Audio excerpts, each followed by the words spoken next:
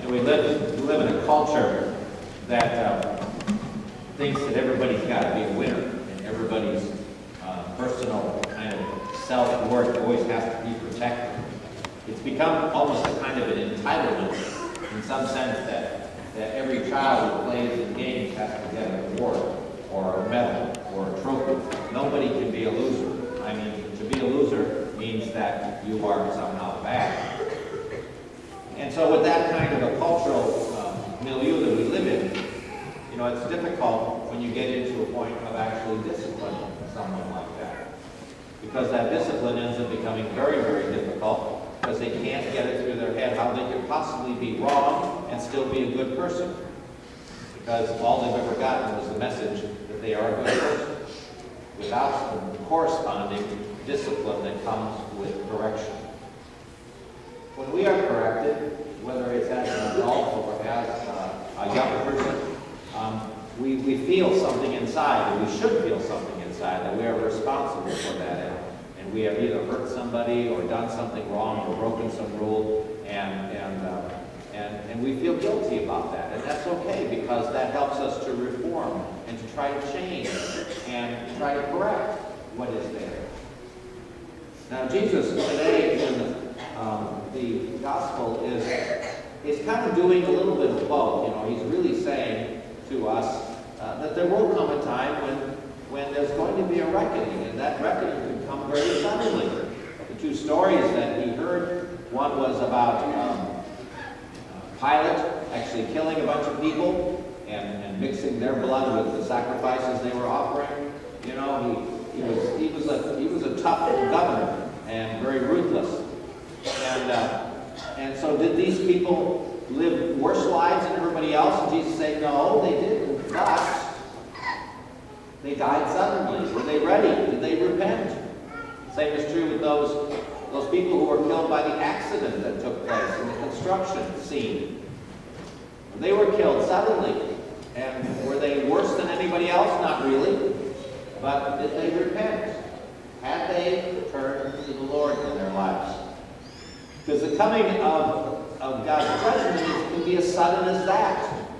Or it can be as gentle as having lived to an old age and having all the warning you have about a serious sickness that leads you to eventually fear death. You know, that's an easy way to say we can convert. But boy, we got to be ready, because towers can fall on us. Jesus gives us a grace period, however. He talks about it in terms of that tree that's not producing fruit. And he says, well, let's leave it for another year. Let's cultivate it. Let's fertilize it. And maybe it will produce again sometime in the future. If not, it will be cut down. In other words, there will be a time when that tree is cut down if it's not producing fruit, or there will be a time when we come to the end of our lives and we have to kind of give a reckoning for what's been going on in our lives. We're given all sorts of warnings along the way. Those warnings come at us in lots of different ways. They can come at us from personal experiences that are kind of destructive to ourselves. As an example, our own a sickness that wakes us up, maybe a heart attack that is God tapping on our chest and saying, hey, pay attention, I'm here. You're not paying any attention to me.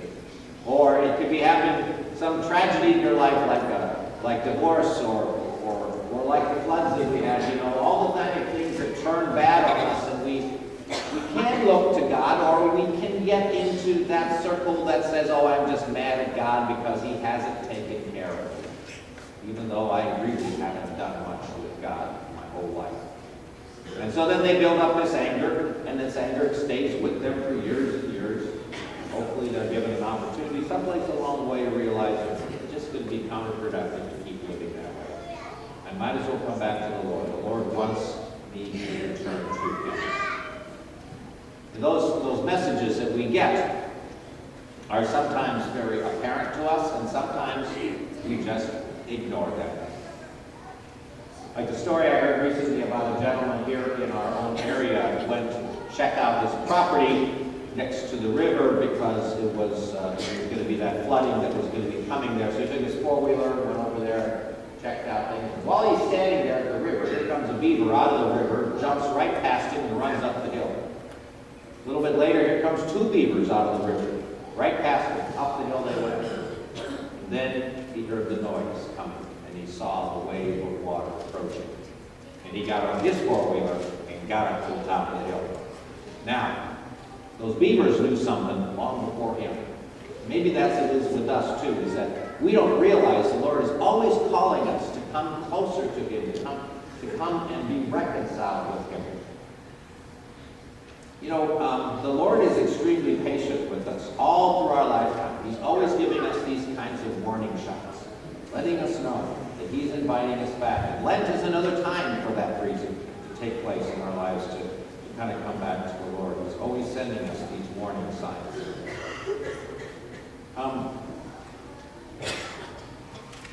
Sometimes I stand with people right at that precipice. In other words, right like that farmer there on the edge of his property with those beavers coming up. And I stand there with them and I try to explain that what's happening in their life is the Lord inviting them to come back, to practice their faith, and they're just not ready to do it. I don't care how many beavers jump out of the water at them and run up the hill, they just don't see it coming. They don't make that next move because it's extremely humbling. It takes a humble man to really say yes to the Lord. I need to turn away from my sin. I need to turn away from the hurt in my life. I need to return to you who are a loving God. I've come to the conclusion that you are a mean God. I think I've been wrong. That takes humility to accept that. And I've stood with those kinds of people, and I've always been fascinated by the fact that sometimes they turn and go up the hill. In other words, they do convert. And other times they keep standing there, not ready to make that change. It's truly a mystery how faith works. Moses had the burning bush that he became very curious of. He went over to the burning bush to find out what was going on there. Hopefully that curiosity will grab enough people, grab those people and ask them, take a look at the signs in your life and see the Lord actually leading you back to Him.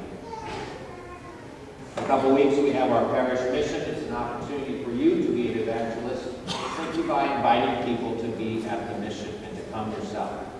And maybe even inviting those people that you know that are not practicing their Catholic faith. Just come back, just check it out. There's no commitment needed. Just listen to what the Lord might be speaking to you in this opportunity that the church gives you.